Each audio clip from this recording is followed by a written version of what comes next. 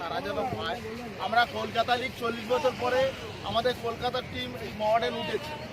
40 বছর পরে আমরা যে টিমটা উঠেছে, আমাদের দর্শকরা কাল থেকে ক্লাবের পাশে ঘুরছে। আমরা কর্মকর্তার কাছে অনুরোধ করছি, আমরা যেন এই মিলিটারি টিকিটগুলো সবাই পাই। টিকিট তো পয়সা দিয়ে টিকিট কাউন্টার থেকে দিচ্ছে না অনলাইন দিচ্ছে? অনলাইন দিয়ে। এবার অনলাইন তো সবাই এক্সপার্ট নয়, সবাই তো অনলাইন পাচ্ছে না। এর জন্য আমরা টিকিটটা যারা ক্লাব থেকে পাই, এটাই আমরা একটা জিনিস মনে করি, টিকিটের কখন দেবে, কিভাবে দেবে সেটা আমাদের জানা। আজকে একটা এতদিন পরে আমরা একটা বড় ম্যাচ মানে ফাইনালে আমরা 40 বছর পরে একটা লিগ চ্যাম্পিয়ন আসা, আমাদের তো একটা আশা আছে। হ্যাঁ, এইভাবে যদি বলিয়ে 40 বছর পরে একটা লিগ চ্যাম্পিয়ন আবার আশা রয়েছে। আমাদের দর্শকরা সবাই উদ্যোগ আছে যে আমরা খেলা দেখবো, আমাদের টিম জিতবে। সেই সব না করে আজকে আমরা 7টা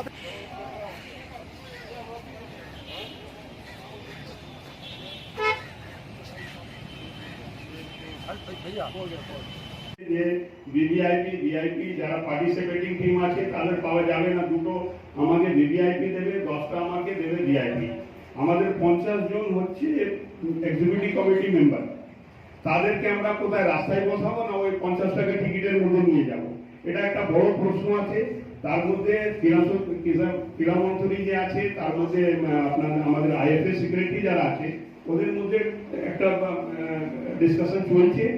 আশা করি একটা জায়গা ভালো জায়গায় যাবে। কিন্তু আমাদের যা কালকে চিঠি এসছে তার মধ্যে পরিষ্কার লিখেছে যে দুটো আমি ভিভিআইপি দিতে পারবো আর 10টা আপনাকে ভিআইপি দেবো। যদি এই মাত্রা যদি থাকে, এই বলে যে এই টিকিটটা পাওয়া যাবে, আমরা কোনো টিকিট নেব না। আমাদের কোনো দরকার নেই, কারণ দুটো টিকিট নিয়ে আমি কাকে দেবো?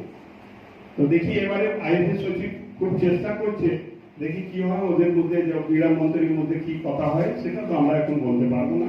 আজকে 3টার সময় ওদের মিটিং আছে, মিটিং এর পরে ও কি বলে, কেন এখন পর্যন্ত ওরা স্টল লাগায়নি। পাবলিক টিকিট নেওয়ার জন্য খুব অসুবিধা হচ্ছে। রাত্রিবেলা আমি ওকে ফোন করে বললাম যে ভাই অনলাইন টিকিটটা চালু করো। তারপরে রাত্রিবেলা অনলাইন 10টার পরে অনলাইন টিকিট চালু হয়েছে। এখন আমাদের মডার্ন ক্লাব থেকে টিকিট বিক্রি করবে। আজকে এখন 2টো বেজে গেছে, এখন পর্যন্ত কেউ আসেনি, বলে স্ট্যান্ডিং হয়নি। এটা 1 মাস আগে থেকে ডেটটা ফিক্স হয়ে গেছিল যে 18 নভেম্বরে আমরা খেলা হবে।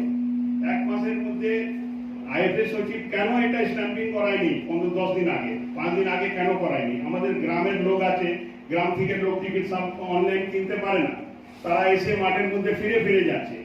এটা মিসম্যানেজমেন্ট আছে। এটা ক্রীড়ামন্ত্রীর ঘর থেকে হচ্ছে কি ওখান থেকে হচ্ছে আমরা জানি না, কিন্তু আমরা আমাদের টিকিট চাই।